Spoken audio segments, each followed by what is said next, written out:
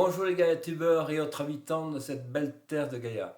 Aujourd'hui un complément de vidéo, plutôt une suite à la dernière vidéo de ma chère et tendre. C'est sur un aliment que l'on mange, qu'on utilise tous les jours sans se soucier de ses apparences, de son goût. On le trouve tellement naturel qu'il est rentré dans les mœurs. Il est important pour notre corps car il peut servir d'énergie pour nos organes tels que les muscles de notre cerveau aussi de temps en temps. Il prend beaucoup de formes et beaucoup de noms. Sirop de maïs, maltodextrine, sirop de malt, galatose, saccharose, sirop de sorgho, lactose, rapadura, agave, glucose fructose, tous les noms en ose, voilà, mais l'osé c'est pas terrible, hein.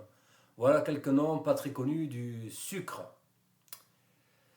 Voilà, je suis François, je suis là pour amener, je me présente, je suis François, je suis là, enfant de Gaïa, je suis là pour amener du renouveau dans un monde bienveillant. Alors le sucre est un aliment qu'il faut consommer avec modération, compte tenu de son impact sur la santé. Mais le problème, c'est sa dénomination qui est méconnue par la plupart des consommateurs. Sa consommation aussi.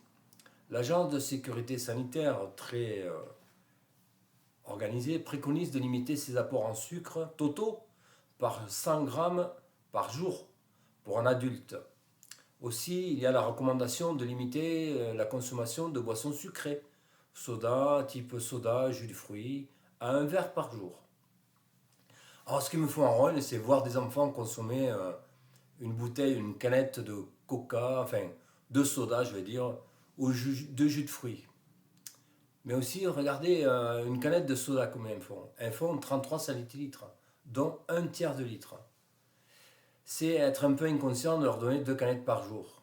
Ce sont des boissons à très haute teneur en sucre. Le sucre, le jus de fruits, c'est 9,6 grammes et le coca, c'est 10 grammes. Soit 4 morceaux de sucre par verre de 250 millilitres. Alors si votre enfant il consomme 2 canettes dans la journée de 33 centilitres, c'est 12 morceaux de sucre pur juste en buvant ce breuvage, c'est mieux. Ça sature ses papilles gustatives, on ressent plus ce qu'on mange, le goût est complètement modifié, voilà. Donc c'est le bazar quoi. Autre conséquence, ces boissons devraient être, moi je devrais les interdire au moins de 12 ans. Interdiction. L'addiction, c'est un de ces fléaux aussi. C'est comme une drogue, vous savez. On ne peut plus s'en passer, on en consomme plus qu'on en veut, et voilà, c'est une cagade. Ce produit sucre, c'est vraiment une cagade pour la santé. Il est partout présent, dans presque tous les produits industriels.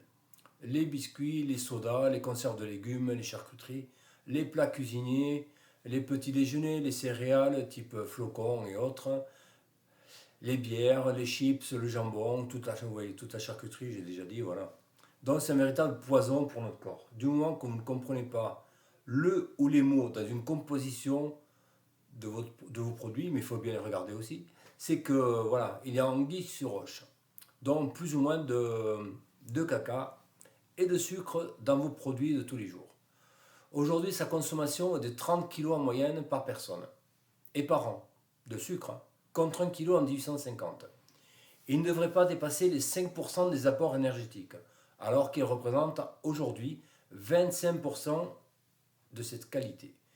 La moitié de nos rations de sucre est ingérée à notre insu, car c'est issu de l'industrie alimentaire. Ils en mettent partout du sucre, dans tout et n'importe quoi, pour cacher les imperfections des aliments et les rendre plus appétissants.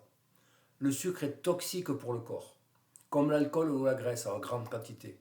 Mais on ne le voit pas, c'est ça le problème. Quand le foie ne peut plus éliminer le sucre, il le transforme en graisse. Il peut provoquer une inflammation du foie.